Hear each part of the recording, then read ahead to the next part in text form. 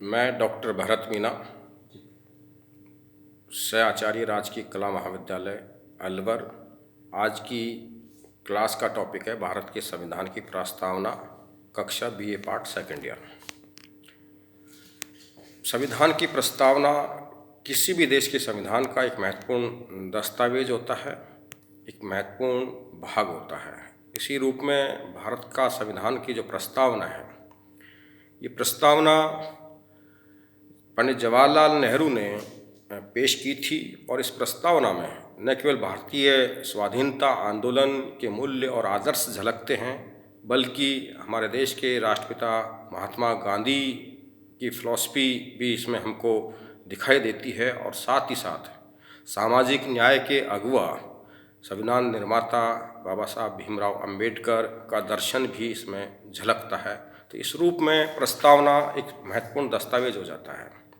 इस प्रस्तावना में संविधान की जो पूरी फिलॉसफी है उसको संक्षिप्त में बड़े ही सुंदर शब्दों में गढ़ा गया है, जिसको अगर हम यहाँ रखना चाहें तो आप सब विद्यार्थियों को भी इस बात की जानकारी होनी चाहिए कि हम भारत के लोग भारत को संपूर्ण प्रभुत्व संपन्न समाजवादी पंथ निरपेक्ष लोकतांत्रिक गणराज्य बनाने के लिए इन सबकी नागरिकों की स्वतंत्रता, समानता, बंधुत्वता, भाईचारा और सामाजिक न्याय, इन शब्दों का इस्तेमाल करते हुए इसको जनता के स्तर पर आत्मा अर्पित करने की इसमें संकल्प व्यक्त किया गया है। दिनांक 26 नवंबर 1949 को इसको आत्मा अर्पित करते हैं।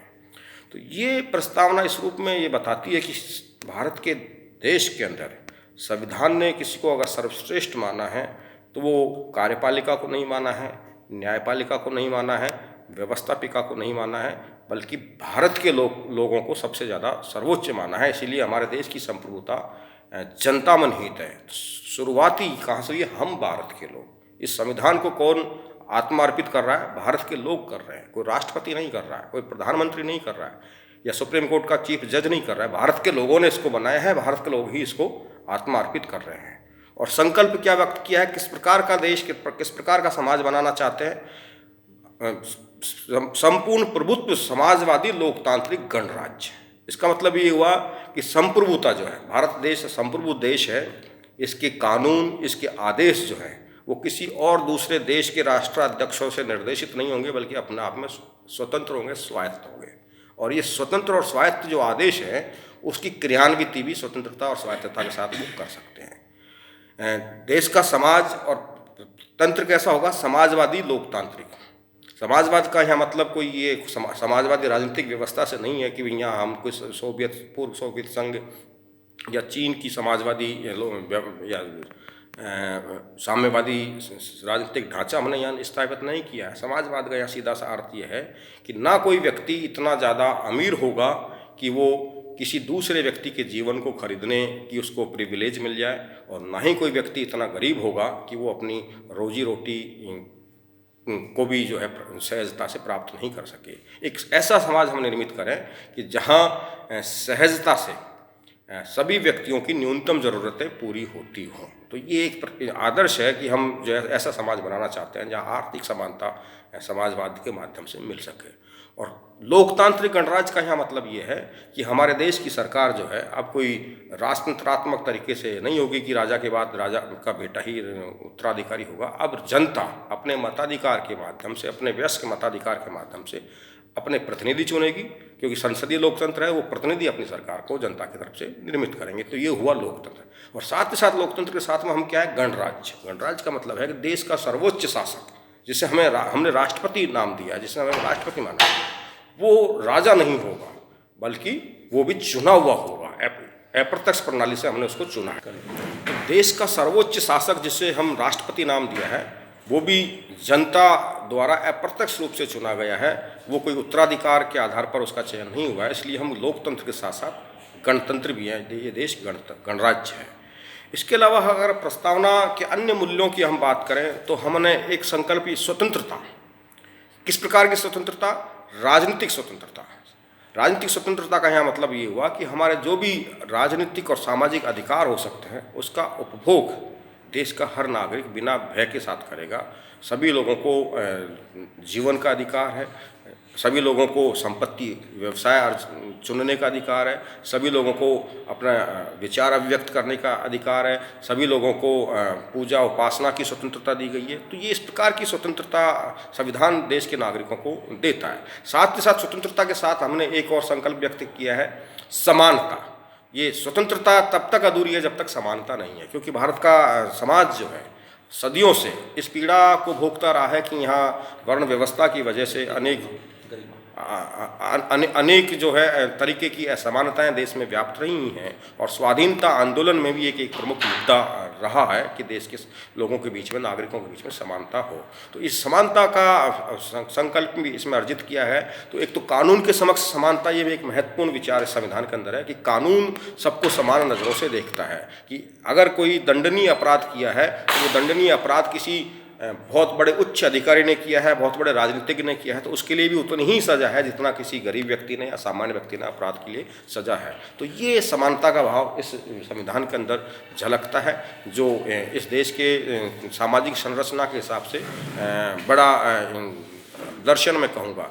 एक तीसरा जो शब्द इस्तेमाल किया है, व्यक्ति की गरिमा, बहुत ही ज़्यादा महत्वपूर्ण है, और ये समानता के साथ जुड़ा हुआ शब्द है, व्यक्ति की गरिमा।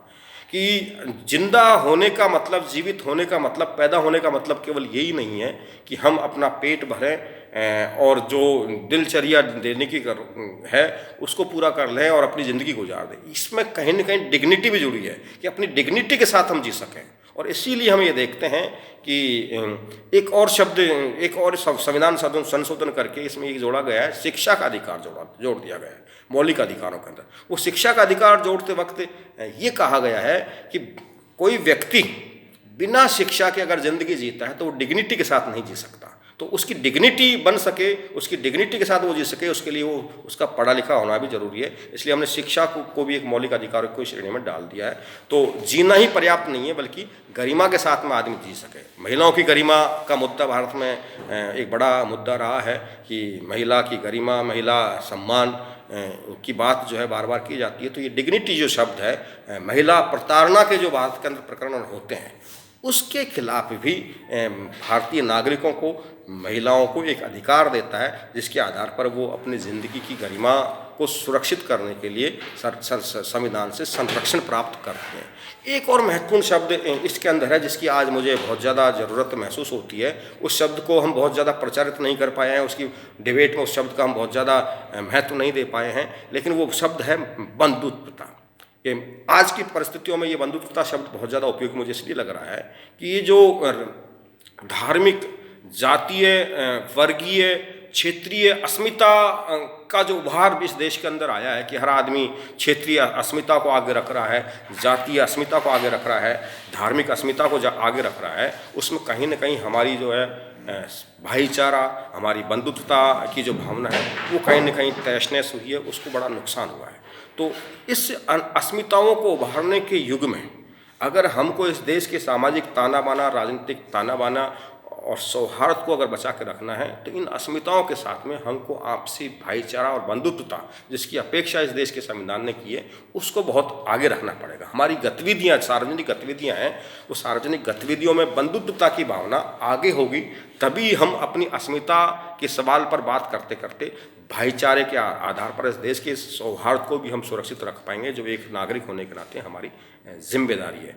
और तो मैं समझता हूँ कि इस प्रस्तावना के आदर्श को इस देश के नागरिकों ने अगर आत्मसात कर लिया तो हम ठीक से संविधान को भी समझ पाएंगे, संविधान का सम्मान भी कर पाएंगे और इस देश के सामाजिक ताने माने, इस देश की राजनीतिक व्यवस्था को समझते हुए उसकी रक्षा भी कर पाएंगे, जिसके समक्ष बार बार चुनौतियाँ पैदा होती हैं। अब सवाल उठता है कि ये संविधान की प्रस्तावना क्या संविधान का भाग है या नहीं है। इस पर सुप्रीम कोर्ट की अपनी अपनी डिबेट्स हैं, सुप्रीम कोर्ट के फैसले हैं। इसके बारे में हम कल की क्लास में जानने का प्रयास करेंगे। आज इतना ही, धन्यवाद।